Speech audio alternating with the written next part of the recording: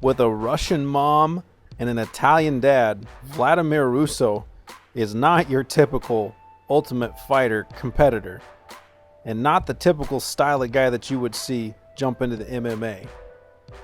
He comes from a rough background of growing up in difficult times under hard economic situations, which have really helped shape who Vladimir Russo is. But by moving to the United States, it's really opened up opportunities and an outlet for him. A guy who's passionate about fighting, who's really more of a brawler and more of a striker than anything. And he's a guy with a unique look. He's a guy that's tenacious, like a pit bull when he gets inside of the octagon. And really, quite honestly, has some things that he's going to have to work out. And while he does have the focus and he has the desire and he has that controlled, somewhat controlled anger and hatred that it takes to take down an opponent, there's still parts of his game that he's going to have to develop. But at the same time, he presents himself as an incredibly eccentric, exciting, and a guy with a unique look that really comes in and really looks to thrill the crowd with every matchup that he presents. And so enjoy the ride. Sit back and soak it all up and watch the growth and the development and the journey of the crazy, red-mohawked, red-bearded, Italian-Russian Vladimir Russo.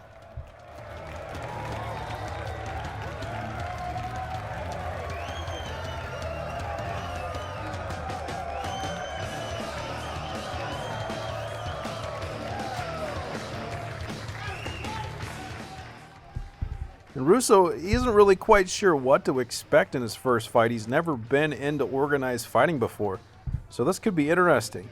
Like I said, he's a brawler, he's a street fighter, and so against Bryson Montoya here of the United States, a guy who's obviously been well trained, this could be interesting.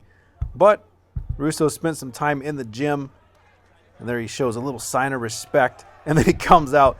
He touches gloves, and then he touches face, just coming out swinging. This man is possessed, just going crazy.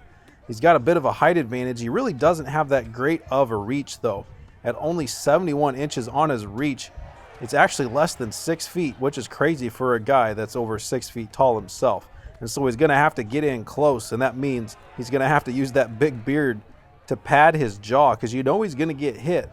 But maybe by staying in close, he's going to be able to avoid those fully extended blasts from his competitors. But he's also going to have to develop his ground game defense, because he makes himself susceptible to the ground game by creeping in so tight. And so early on, he shows some aggression, working his way in, and then patiently stepping back, throwing a lot of punches, coming around with hooks followed by uppercuts, looking to dodge and weave, working the body a little bit, kind of wearing himself out a little bit, but at the same time just working hard, taking a shot himself, taking some kicks to the legs, not really showing a desire to play defense. But right now, his best defense is just putting his guy on the ropes, blasting away right. Oh, coming up, getting a shot of himself. Oh, going to a little bit of a lock. Is he going to go to the knee? No, works him over, trying to get inside position a little bit. Not quite sure what he's going to do with this. He's recuperating a little bit. Energy wearing down. Oh, man, his competitor Montoya coming in with the kicks and opening himself up to the left hand. Taking a shot of himself. Montoya not guarding himself. He's leaving his hands down. Both guys are playing some weak defense. It looked like Russo was going in for the grab. He got kicked back. Gonna have to step back and regroup. Coming in with a couple of jabs. Takes a shot right to the chin on that one. Step back just in time there. Montoya opening himself up again, working hard to get that kick in. Looks like he's taking a lot of shots to the head. Really getting weak. A minute and a half to go. He's going to have to play some defense, or Russo is just going to put him down. He better get those hands up or back away or all the above. There he finally tries to guard against the hook. Russo comes in for the grab, gets the single leg, takes him down, trying to work that mount, getting on top. Russo, again, not known for his ground game, but he is known for his striking capabilities. Blasting away right after right. Punching, oh, with the left, open him up. Step in, ref. Oh, my. Elbow after elbow, and he calls it off. I don't know how much of that beard is covered in blood and how much of it is just the red that was already in there. But that is a gory victory for Russo, who comes in relentlessly, just blasting away. Montoya just couldn't get the defense together. He was overwhelmed, it looked like, by Russo coming out firing so hot and so heavy.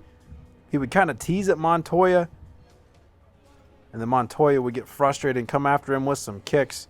And Russo stepped in, weakened his opponent, eventually surprised him, taking him down to the ground and finishing him off with a couple of quick shots, and then delivering the fatal blows there, the elbows right across the tempo. And Russo taking a victory in his first round matchup. Let's see where things end up as Team Faber and Team McGregor pick their fighters moving on forward in the Ultimate Fighter here. It looks like Russo getting past that for the first pick. The second pick is going to be Keller. Coming up third, still no Russo. Man, I thought he did better than that. He's going to have a little fuel for his fire. Still nothing. Now sitting at the number 5 choice, Ollie McDonald. Man, I'll tell you what, Russo is going to be steamed. Still nothing.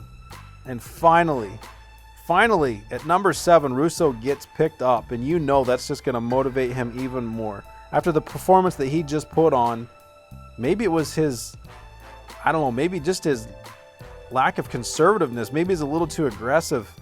But for whatever reason, he was overlooked and picked middle of the pack at number 7. Like I said, only going to fuel his fire. We'll see how he comes back in the second fight.